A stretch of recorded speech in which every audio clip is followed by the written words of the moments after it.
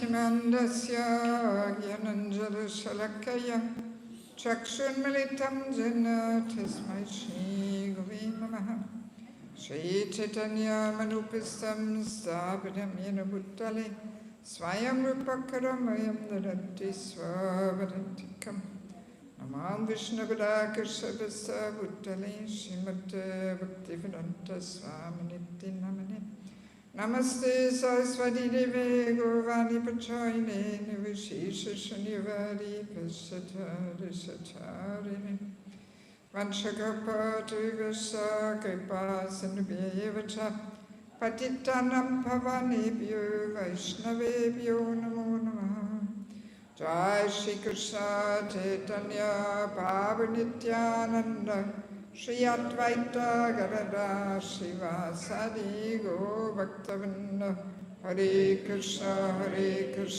Krishna Krishna Hare Hare Hare Rama Rama Rama Hare Hare. Okay, so thank you for coming once again together on our last session. Tomorrow I am moving on to Kisumu, and then Eldoret, and then Nairobi, and then Europe.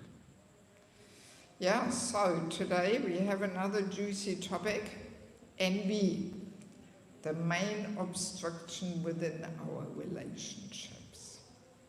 Yes, actually, of course, I have discussed this topic in many parts of the world, and sometimes people say, ooh, this was a heart surgery. Now I realize I've got it all. I never even knew before, because again, envy is rather subtle.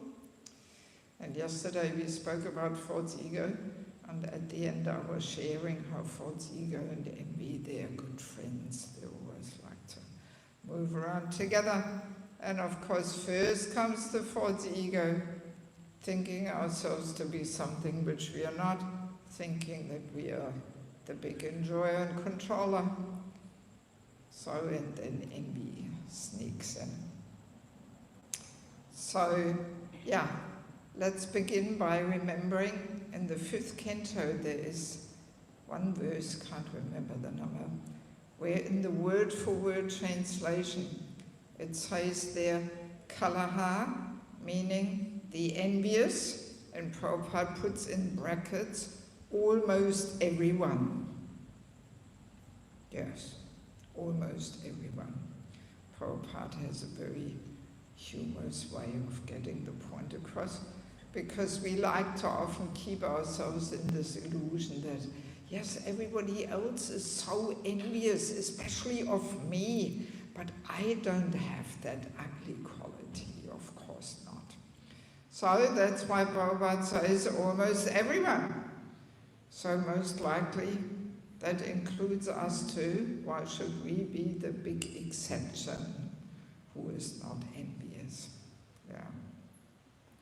And also let me make clear that this discussion today is meant to discover the envy in our hearts and not in other people's hearts. Yes, because very easily our contaminated intelligence may come up with this and make us think, oh, just see, I knew these people are envious of me. I always knew it, so there you go, here we hear it. But no, if we use this discussion to try and discover the envy in other people's hearts, what does that mean? That we are envious. That's what it means. Pointing the finger at others. Yes.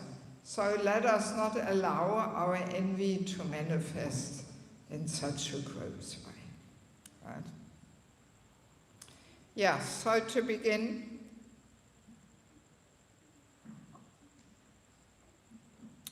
let us first of all understand where this envy comes from.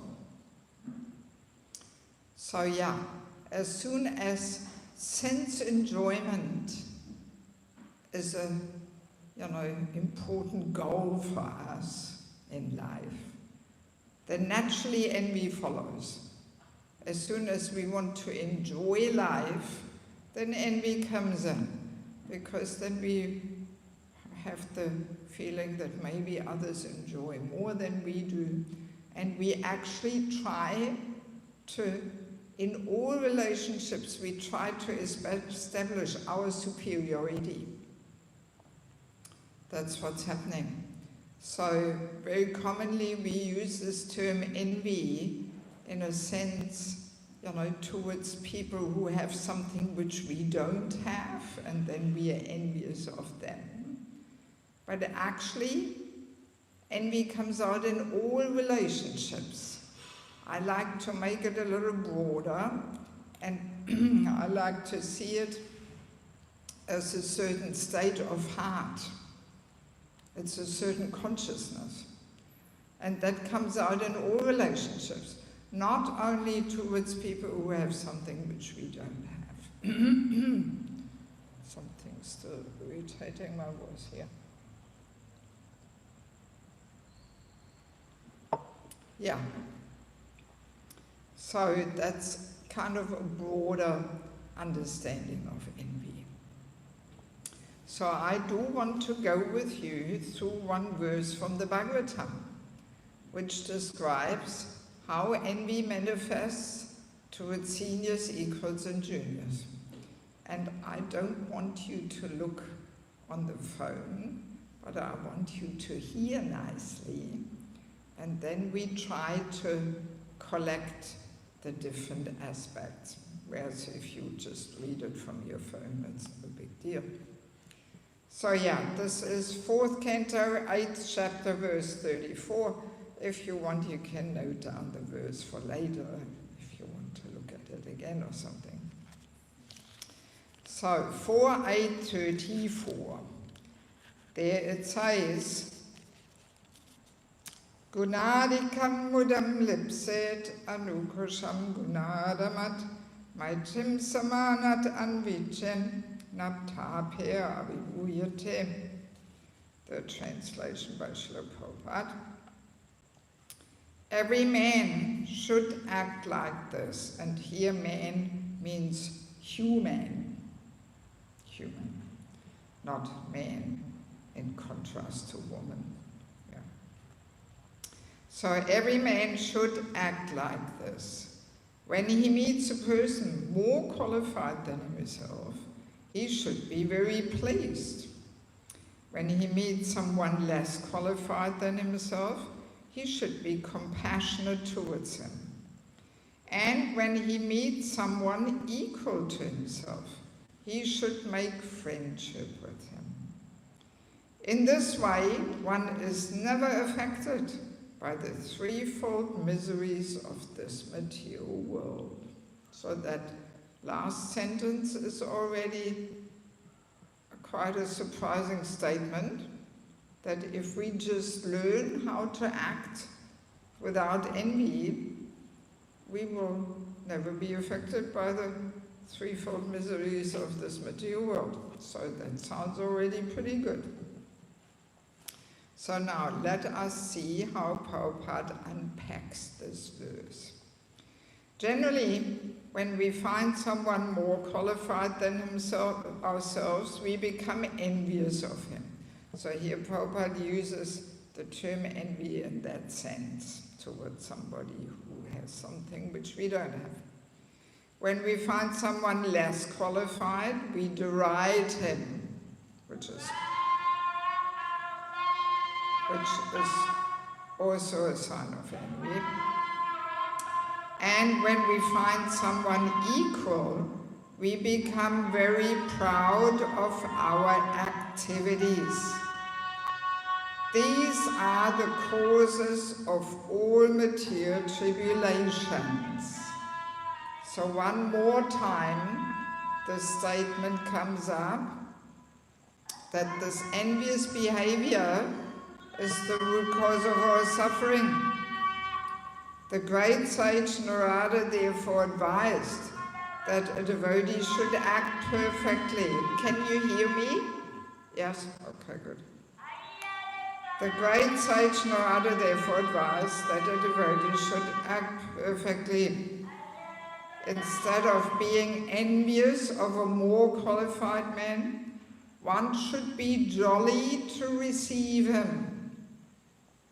Instead of being oppressive to a less qualified man, one should be compassionate towards him, just to raise him to the proper standard.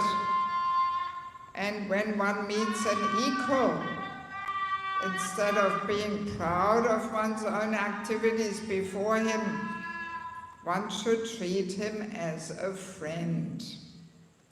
One should also have compassion for the people in general who are suffering due to forgetfulness of Krishna. Now the last sentence, very often Prabhupada one more time hits the nail on the head. These important functions will make one happy within this material world. Okay, so a third time, that topic comes, that if we just learn how to act without envy, we will be happy in this material world. So, but aren't we usually preaching that one cannot be happy in this material world? That's usually what we try to convince people of. And here in Mombasa, that might not be so easy to convince people of that. So, but that seems to contradict each other, right? But no, it doesn't. Because as we said, envy comes when we want to enjoy life, when we want to enjoy pleasures. So, and a person who is free of envy, he must be basically a pure devotee, free from material desires. So, and a person who is a pure devotee within his mind, he is already in the spiritual world. He is actually not part of this nonsensical stage performance here. So, and such a person can be happy anywhere, because within his mind, he is already in the spiritual world. Yeah, so therefore, it doesn't contradict each other. So now, let us go through these three different kinds of relationships. So, first with seniors, what was the non-envious way? How do we welcome a senior person if we are non-envious? Who remembers? Huh? We are happy, we are jolly to receive him, right? So, and that means the envious, I usually do the envious one first. So, if we are envious, then we are not so happy to receive him, right? We think, oh no, not this person is coming now. Oh God, And we may say, oh, nice to see you, Prabhu. Oh, it's so wonderful. How long are you staying? Oh, 3 days. Oh, good. And in our heart we think, oh, thank God, after 3 days he's going again. And then I have the scene here to myself, and I'm the center of attention. Right? Yeah, that's envy. So, and what else do we do when a senior person visits and we are envious? We are not only not so pleased and jolly to receive him, but what else do we do? Sorry. Now, when we are envious, you're one step ahead of us. When we are envious, we don't serve when we are envious. So, what do? We cannot see the other people's progress. Yeah, but specifically towards a senior person, when we are envious, how do we behave? How does that manifest? Rebellion. Yeah, maybe. But what's the thing we're all pretty good at? We can't seem to appreciate Yeah, but we do much more than that. We not only don't appreciate him, but what do we do? Criticize. Yes, yeah. We find faults. We criticize just to reduce the person's importance. Yeah. So let us, and we are all pretty good at that, right? So let us imagine an example of everyday life in Iskcon. Let us imagine a traveling preacher comes and gives a lecture, and a friend of ours says, "Oh, that was a nice class, wasn't it?" And then we say, "Yeah, it was all right, but," the big but, we find something. "Oh, it was not so shastric, he didn't quote so many verses." You know, we find something just to put him down. In other words, indirectly we say, if I had given the class, I would have quoted so many more verses. You know, so, and in that way we want to actually establish our superiority. So now, amazingly, our previous Acharya Sridhar Swami, he says, whether it is true or not, talking about faults of a Vaishnava means that we blaspheme him, even if it is true. Yeah. Even if it is true that the person didn't quote so many verses and the class was not so shastric, even if it is true. But just the fact that we have this urge to make the statement, if we are honest and we introspect and look in our heart, then we have to admit that there is some envy there. That's why we make that statement, even if it is true. And that's a point that very often we miss. You know? Again, the contaminated intelligence finds all the justifications. Well, it's true. It's true that the class was not shastric. So, what's this? Can't I speak the truth? Freedom of speech, modern Kenya, you know? Can't I speak the truth? And after all, I'm just sharing my experience in the class. So, and I thought it was not so shastric. What's wrong with that? Right? We can all justify it, you know? But no, it's so subtle. But yeah, if we really introspect, then we have to admit that there's some envy. And that's why we're saying it, because we just want to, you know, put him down a bit, make him a size smaller. Yeah, so we do this quite commonly, actually, you know, without even realizing. And yeah, that means we blaspheme devotees, which is the first offense in chanting the holy name. You know, so if we wouldn't blaspheme devotees so often, then maybe we would make much quicker advancement. But because we do this all the time, that's why we don't really. Hare Krishna. Was that a confirmation or a lamentation? Yeah, so, but because we are blaspheming so often, that's why we don't make as quickly advancement as we could. So, and what else do? We criticize, find fault. We are not so pleased and jolly to receive him. And there's one more thing. I actually think I heard it when the criticizing came. I heard it also in the back there somewhere. So what's the third thing we like to do? Just to put the person a little down? Insult. Well, that's pretty rude. If we're so bold to outright insult a senior visitor. Okay, yeah, that's pretty rude. But a little more subtle. What do? Disrespect. Disrespect, yeah. How do we disrespect him? By doing what? Arguing would also be pretty gross and rude, but a little bit more subtle. So what do? We ignore him.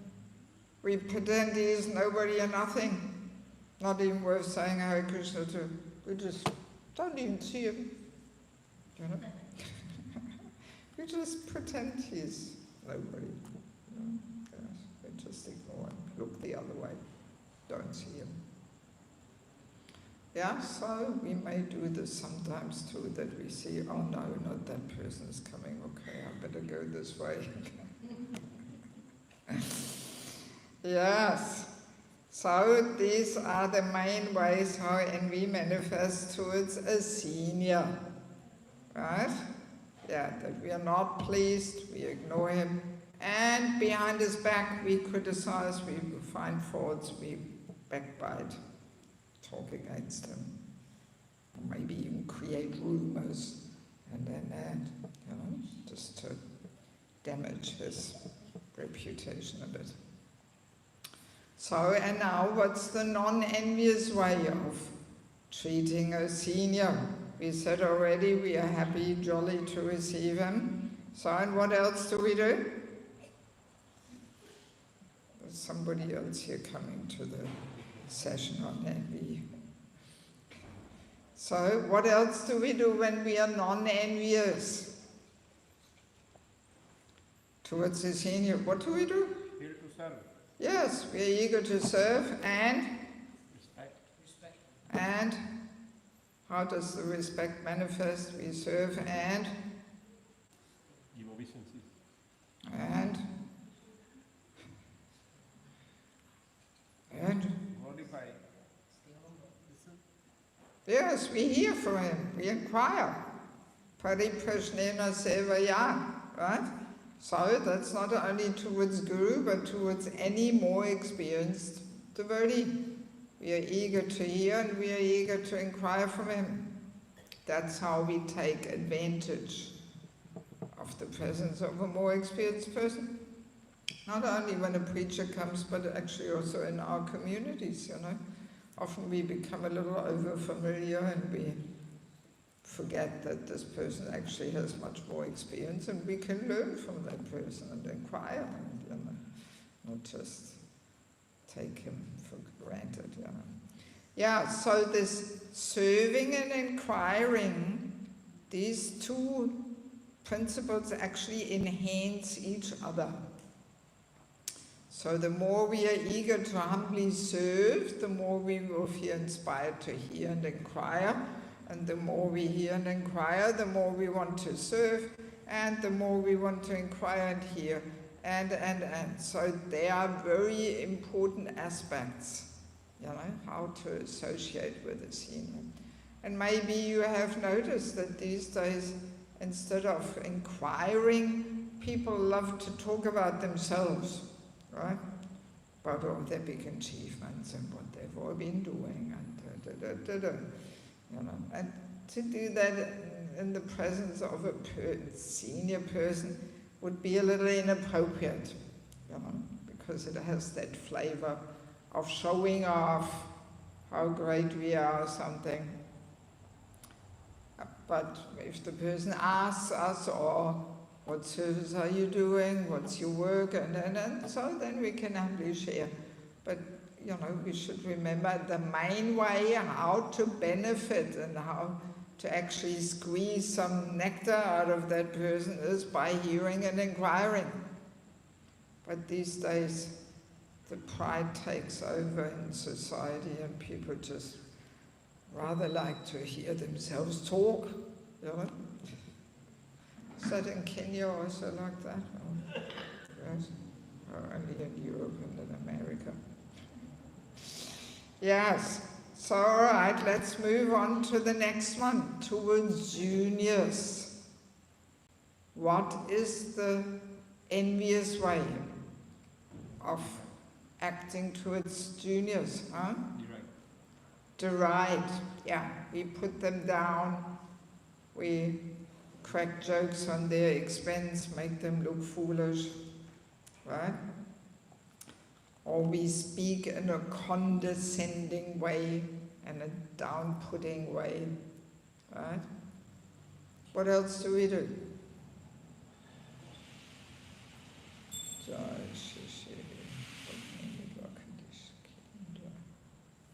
What else do we do? Towards juniors, you know, when we are envious, even though we are already superior, you know, but in a somewhat perverted way, we try and enjoy that superiority. Yes? Not praising them. Huh? We look down on them. Sorry? We look down on them. Yeah, we look down on them. And what did you say, Prabhu? Not praising. Not praising them. Well, not only that, we have that mood that we say, okay, I want you to come up, but definitely not higher than I am. Right? I'm always up here, you are always down there. So to actually want somebody to be more glorious and more successful than we are, this really requires non-envy, you know. So usually we like to make sure that the person stays below us, and we will not so happily give him some opportunities to really manifest all his capacities out of fear that, oh, maybe he will outdo me and do things even better than I do, and then I'm pushed aside here or something, you know. Yes. Actually, also in regards to delegating a task to somebody junior, we can say there is an envious way of delegating and a non-envious way of delegating. So the envious way of delegating is that we have the mood, okay, either you do it or I do it.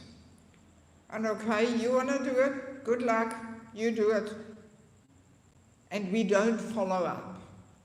We don't ask, oh, how are you doing? You need some help, maybe you need more money, maybe you need some manpower, maybe you need some good advice, and. So we don't follow up, you know. And why? Because maybe deep in our heart we hope that he will not be so successful, right? And then we can say, just see, I knew you can't do it, but you wanted to do it, so there you see what comes out of it. I knew I should have done it, you know, but, well, you wanted to do it, so there you go, you know. Yeah, it is quite common, unfortunately, you know, and we don't even realize.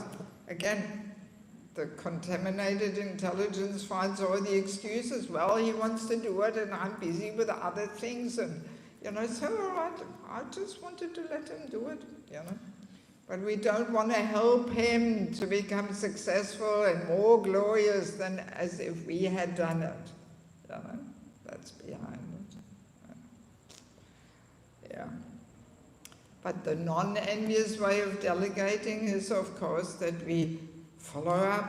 We really want him to be successful. We give him all the facilities and help and let him take the credit, even though it was our help that made him successful. That would be the non-envious way, you know, really celebrating other people's successes, you know. And what else is there towards juniors when we are envious? There's one more thing, which we sometimes even do towards children. It comes out towards children too, even though, of course, a child doesn't have something which we don't have, you know, but no, that envy and anger and frustration, we lash out towards children. So what do we do? Anger, a bit more clear. What do? We're going in the right direction, but what precisely do we do? Frustration. No, but what do we do towards that junior person when we are envious? Yeah, well, let's make it a bit more precise. When we constantly and unnecessarily, correct and instruct them all the time, harshly,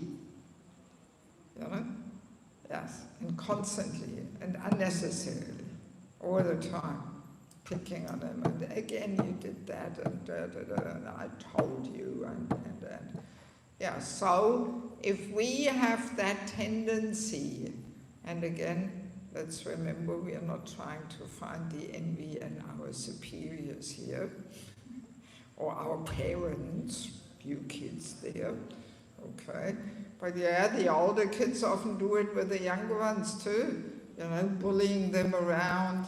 Ooh, this is a very common thing now in schools, all this bullying and making fun and harassing the younger kids and all this. This is all envy. You're hearing this, kids? Yes? Yeah. Yeah, so when we overly harshly, constantly, unnecessarily chastise and correct, if we have that tendency, well, then we should look in our hearts. Maybe there is some envy there, or putting them down. Oh, you fool, and oh, you're so stupid, and I told you so many times, and yes, sometimes we can see this, at least in the Western world.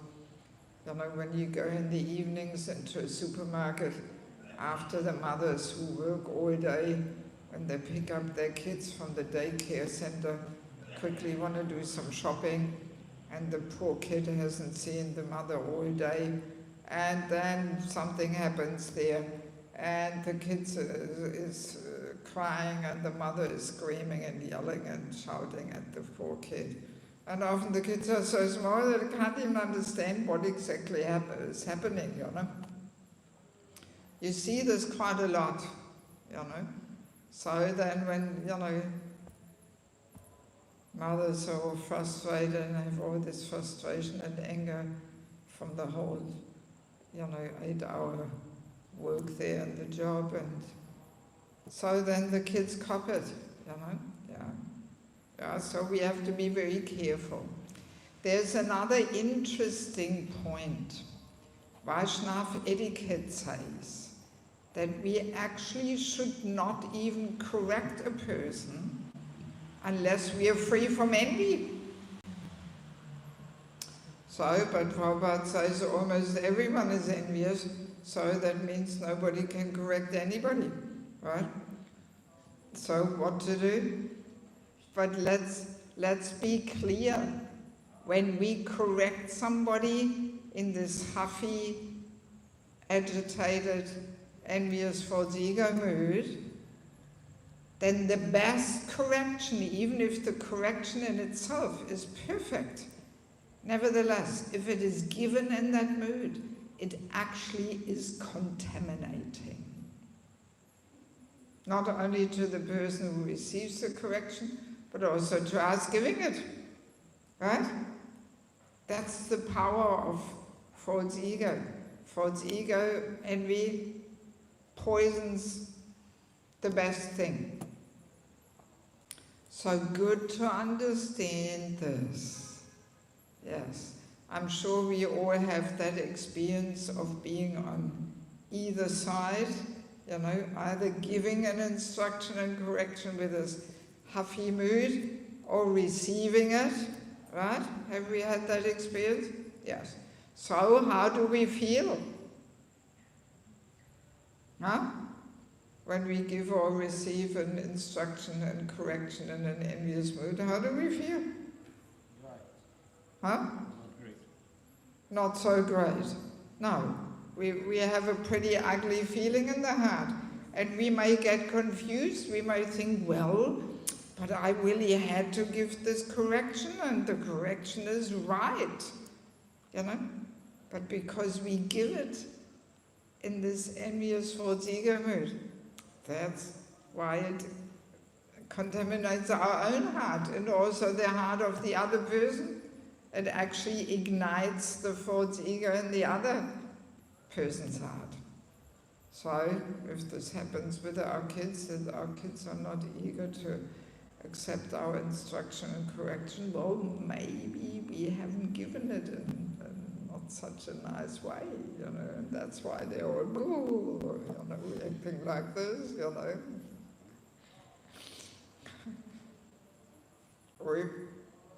As we said, we should not point the finger at others, otherwise we are envious. I just caught you.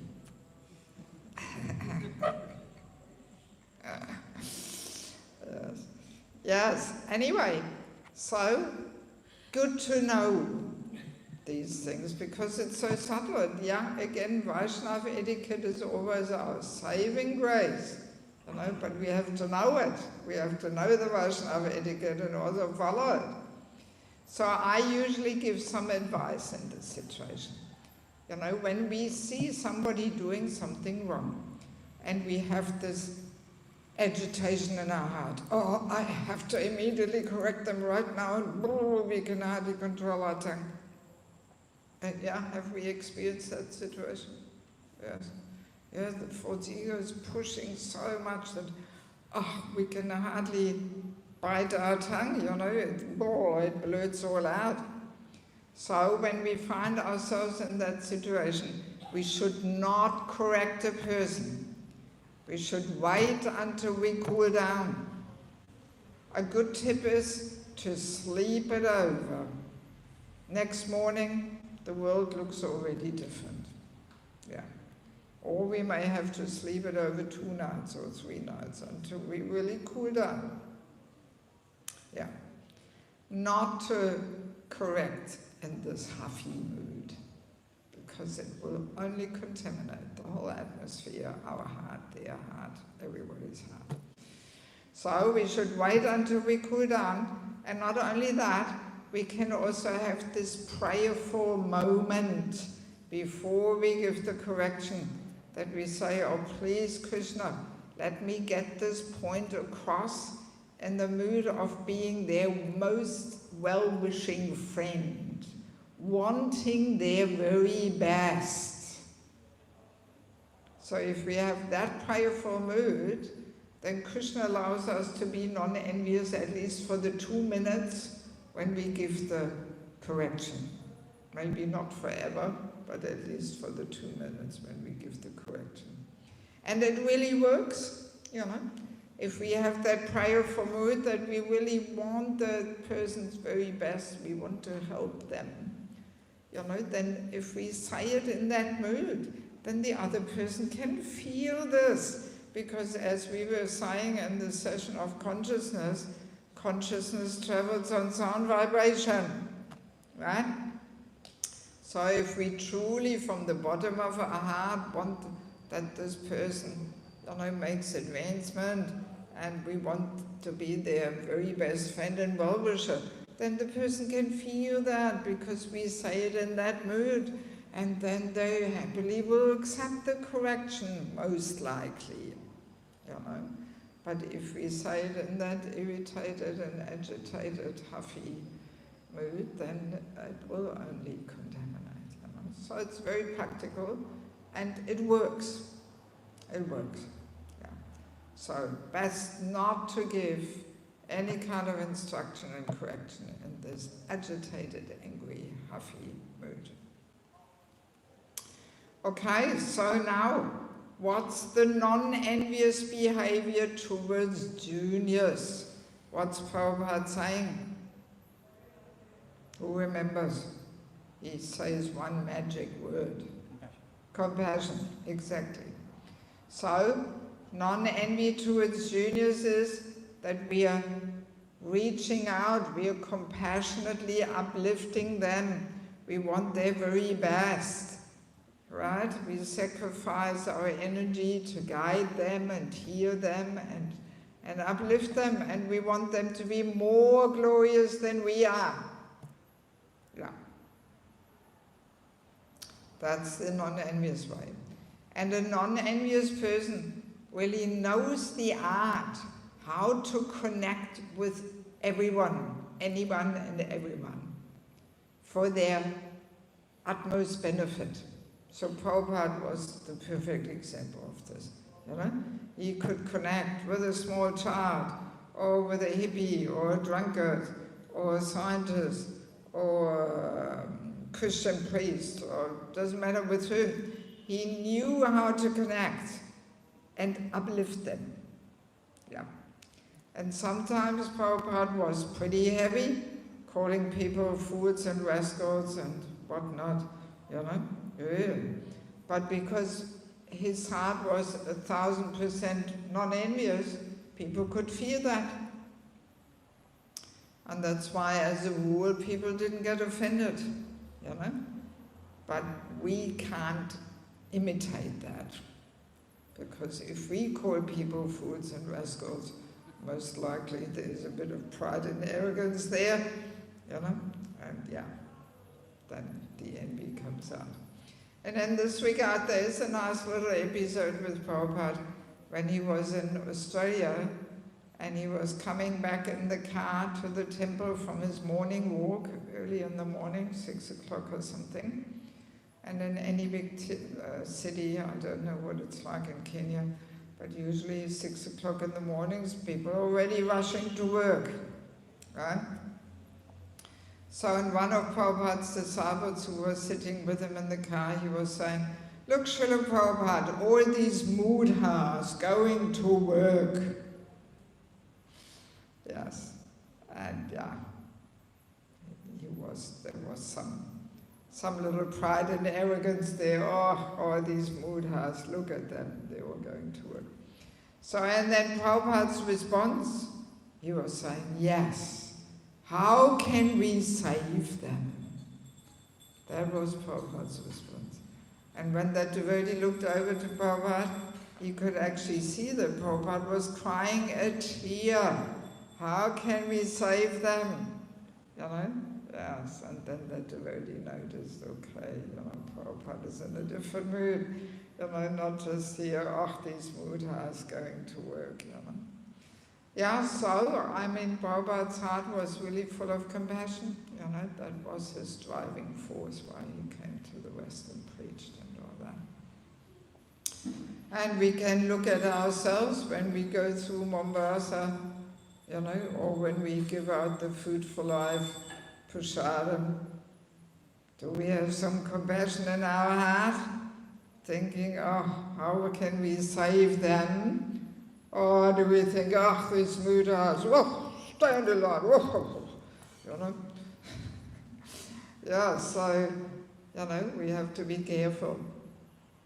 And there we can see how much compassion have we actually developed, you know? Do we really feel pain seeing, you know, people in complete ignorance and covered by tamaguna and not knowing what's the goal in life and all this, you know. Yeah, so, yeah, that's the Vaishnava heart, compassion. So now, towards equals. What's the envious way? Towards equals. What did Prabhupada say? We are proud of, what did he say? Enmity. We are proud of our activities, Prabhupada says. So we like to chant our glories, right? In other words, the mood is, okay, we are equals, yeah, okay, we are equals, but actually I'm a little superior.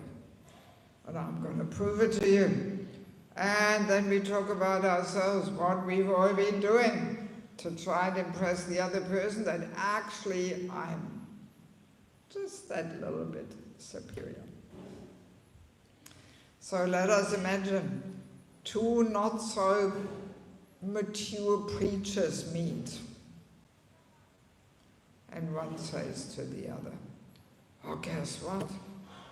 Last week I was in New York, they had Rath Yatra, and can you imagine they asked me to lead the kirtan? Here, YouTube, I'll show you, I'll send you the link.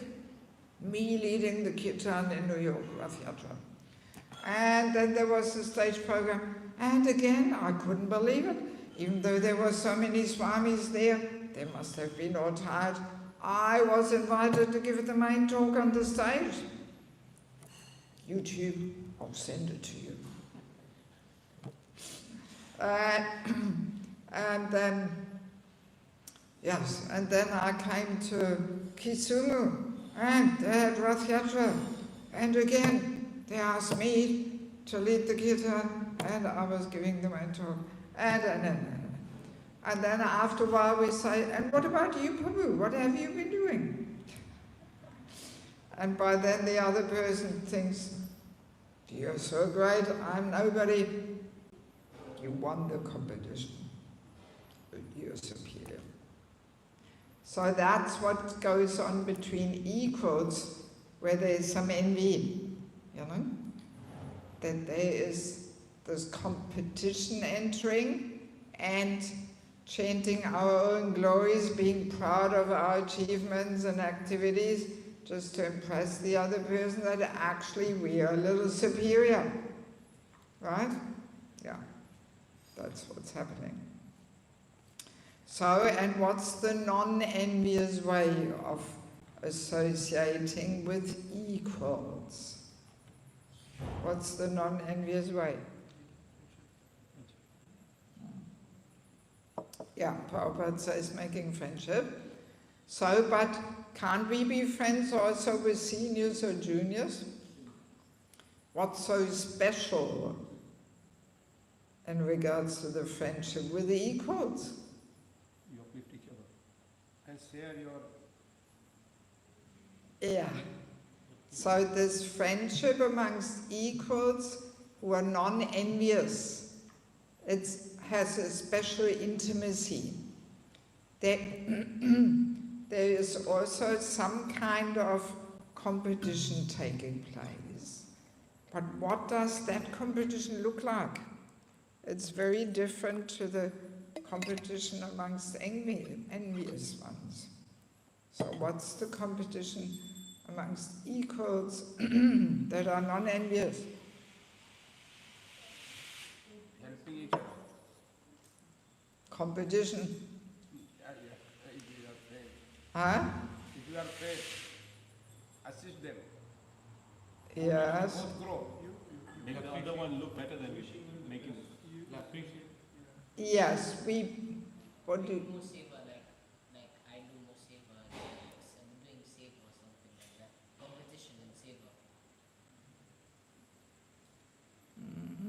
Now we push each other forward, you know.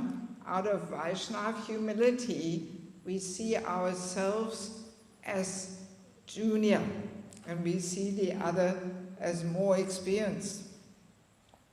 And we push each other forward. You give the class, Prabhu, I want to hear from you. Or you lead the kirtan, I know you lead the kirtan. Your kirtans are more spiritually empowering and surcharging. And so we push each other forward rather than pushing ourselves forward. That's the envious one. But the non-envious way is we push the others forward. And that's exactly the mood in the spiritual world. It is described that the gopis, the manjaris, they're actually more blissful pushing the other person towards Krishna and arranging that they do all these pleasing arrangements for the Lord and rather than being there ourselves. Yeah, please put the incense out. Can somebody go quickly and put it out? Yeah, so that's the non-envious way amongst equals, that they push each other forward, and that's exactly the spirit in the spiritual world, you know? Yes.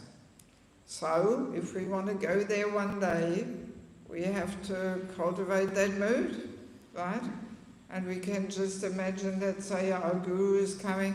Do we really push the other person forward, or are we trying to bring attention to ourselves, how fired up we are? And so usually we are not really in that mood to push the other person forward. We want to be recognized and noticed and all that. Right? So yeah, it shows that we still have a bit of work to do there on our heart. Right? So, and yeah, not only do we push each other forward, but we also, in a very confidential way, we inquire from each other and we serve each other. And we ask each other about the secrets of our bhajan. You know? That one says to the other, "Oh Prabhu, you've been a brahmachari for 35 years, distributing Prabhupada's books every day in the street. How do you do it? What's your secret?" And then the other one says, "And you, Prabhu, you've been married for 35 years. What's your secret? How do you do it? How do you survive? And you still do so much service." And you know, so in a very confidential, intimate way, there's this sharing and inquiring going on, which you can only do on the level of equals. You cannot share so intimately with juniors or with seniors and inquire about their secrets of their spiritual practice. But amongst equals, there we can share like that. You know? But only if we are not envious. That's the price to pay to relish such intimate friendship. Yes. Yes, so now, my question to you, which relationship is the most purifying? With seniors, equals, juniors? What do you think? Huh? All? Any other suggestion?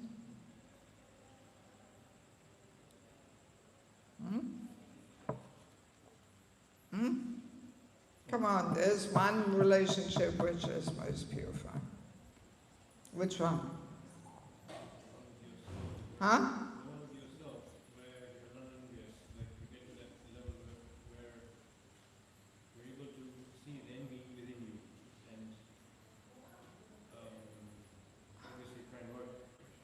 No, I mean, let's stick to the relationship with seniors equals juniors.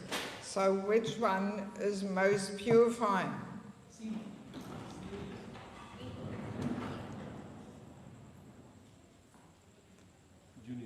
Now we are guessing here. No,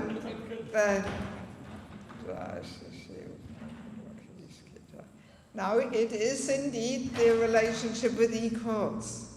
That is most purifying.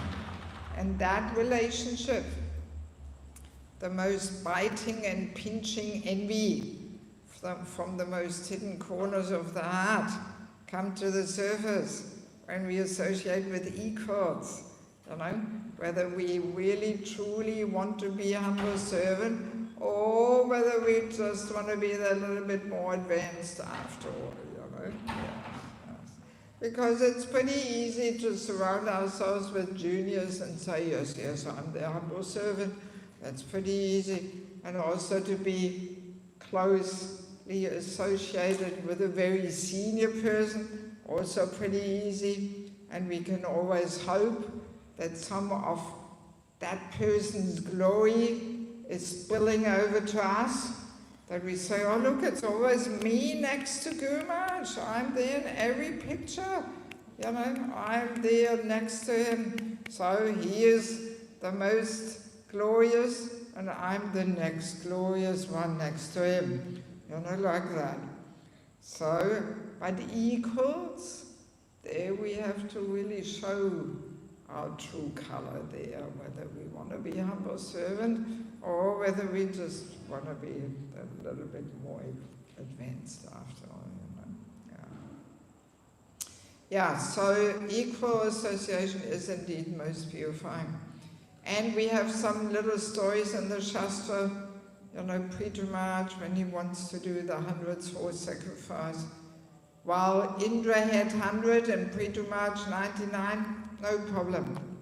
But as soon as Prithumarj wanted to do the 100th, then Indra got all envious and angry and he stole the horse, and it was going back and forwards there, the stealing of the horses. So that's an example of the difficulty of eco-association. To share one's influence with somebody similarly influential, that's a challenge for the false ego. Because we want to be the most influential one. And then when there's somebody else coming in our circle of influence, then we may be afraid, or maybe they will all like him better than me, and then where am I here? Then I'm all pushed to the side, you know. So to welcome somebody into our circle of influence who is similarly influential, or maybe even a little more influential, that's a challenge for our false ego. Also, we have the story when Lord Brahma wants to visit the Lord in Vaikuntha, and the gatekeepers ask, who are you? Which Lord Brahma are you? And our Lord Brahma gets all irritated. What do you mean? I'm Lord Brahma. So, and then what is the Lord doing? He's calling all the Lord Brahmas, just to give him a bit of equal association. And some have 10 heads, not only 4. And 100 and 1,000 heads, and then our Lord Brahma, okay, he's getting a bit more humble through that equal association. Yeah. And we may also have that experience, we may or we may not, I don't know, like cooking lunch.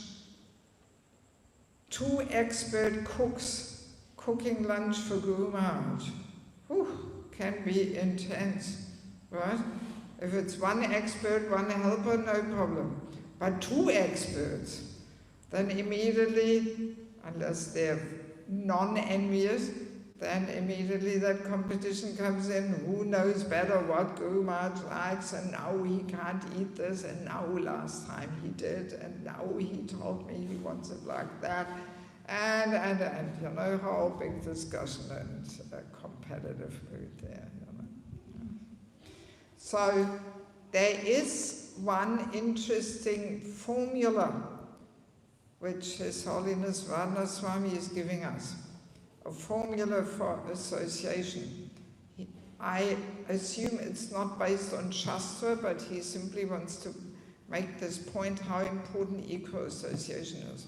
So he says, out of 100% of association, 60 should be spent with equals, and only 20 with juniors, and 20 with the top, but 60 with equals. Yeah, so that's a lot.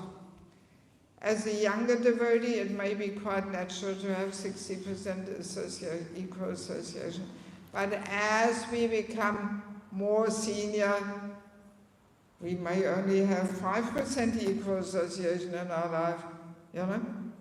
And we may have 85% junior association and 10% top, you know? But yeah, 60% equal association we should have. Yes, just to emphasize the importance of this equal association. Very important. We should be keen to get it and not avoid it, you know, thinking, I'm too busy or something. Yeah. All right, we mentioned the main things. So, are there any questions? Do we have something for further discussion, clarification? Some question?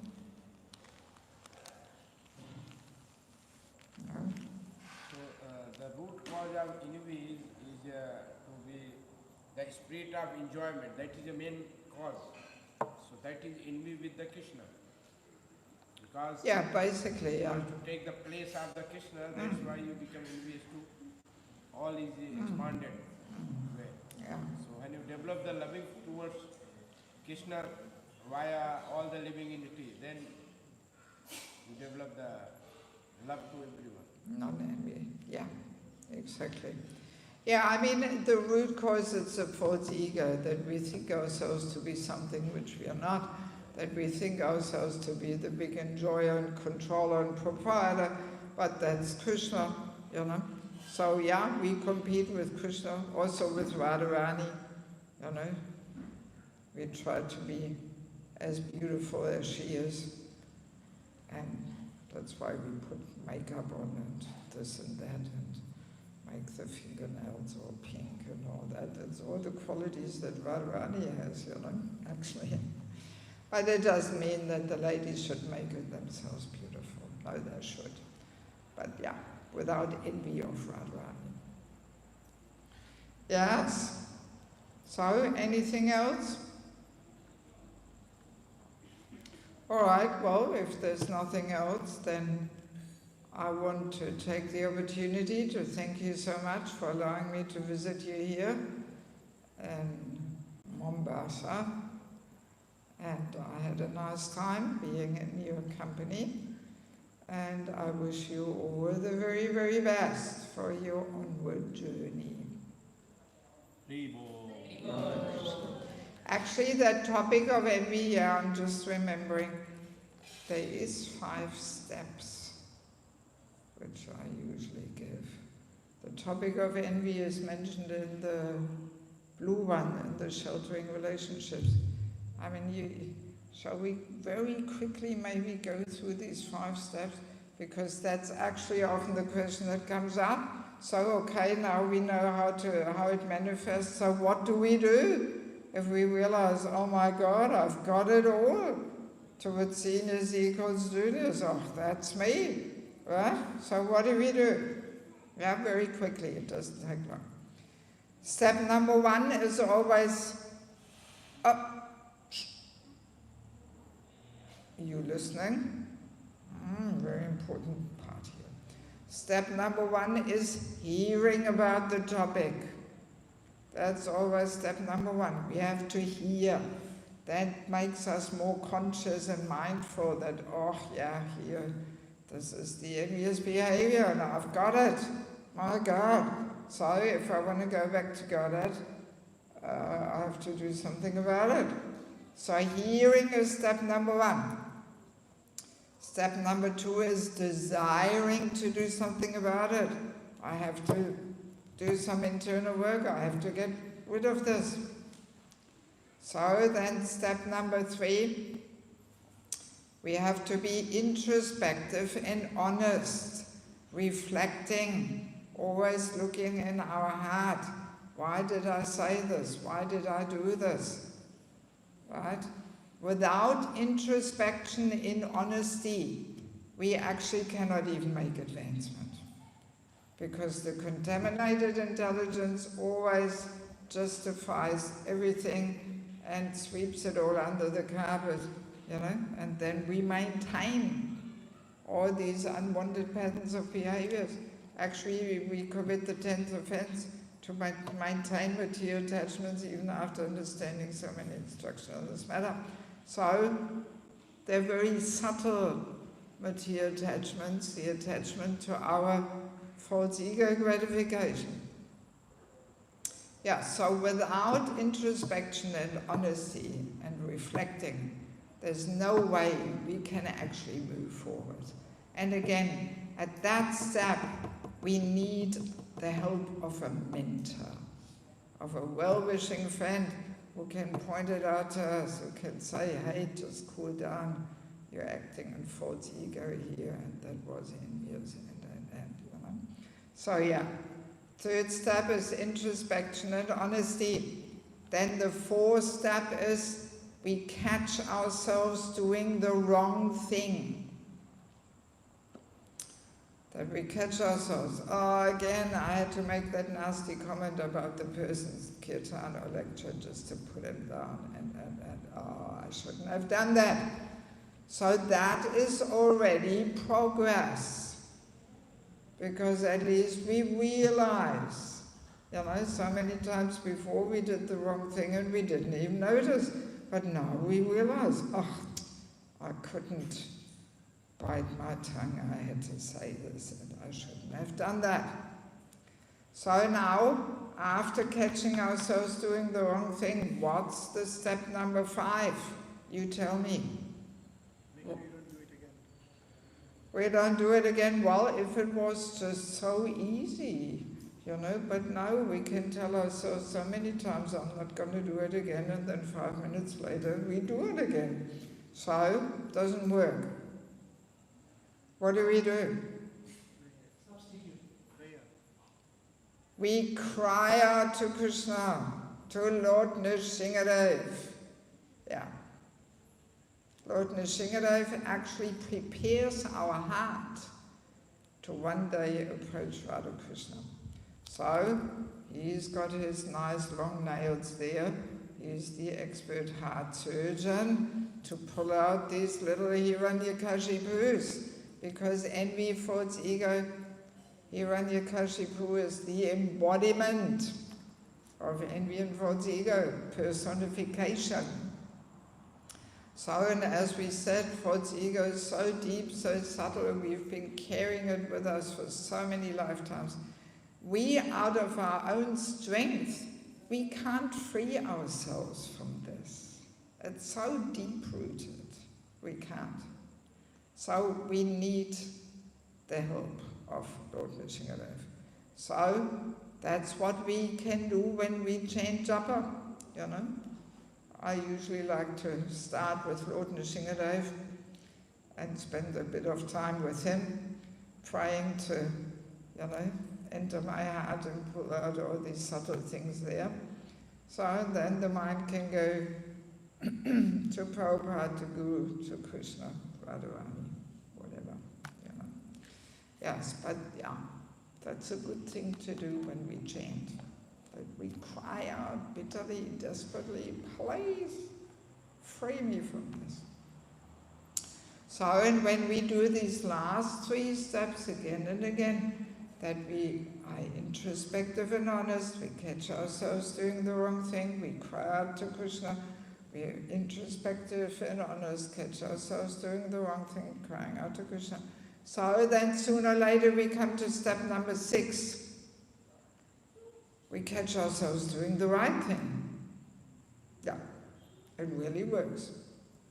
So Krishna will give some daily situation in our life, and we can just see, this time I could let it go by. I didn't have to respond and have the last word and say something nasty. No, I could just let it go by. It didn't irritate and agitate me. So then we realize, it works by Krishna's help, by his mercy. If we really sincerely pray to Lord Nrsingadev, he does respond. Yeah. So, and if we agree to do these, especially these 3 steps of introspection, catching ourselves doing the wrong thing, crying out to Krishna, that's actually when we make progress. When we agree to do this internal work. As I'm always saying, progress is not an external thing of getting ahead there on the ladder of hierarchy and having 50,000 friends on Facebook and all this kind of thing. But no, if we agree to do this internal work, that's when we make progress. And family life actually offers so much opportunity for this, because there our egos are always triggered, and to do this internal work, best opportunity in family. Okay, yes, so once again, thank you so much for allowing me to visit, so I'll leave tomorrow. And if still there is somebody who didn't get the books they want to get, I will save myself giving the whole spiel again because you've heard it a few times. But they're all good topics, so tonight is really the very last chance, because tomorrow we're going to finalize the whole accounting and ordering and all that. And if you send me an email in 1 week, I want to have a false ego book, sorry, not possible anymore, the book's on its way. and that's it. I'm not going to send one book all the way from Mayapur, so you have to let me know now. Okay, thank you so much, Srila Prabhupada ki. I'm a bit of a go up here. And I would feel so honored if you come one day to our holy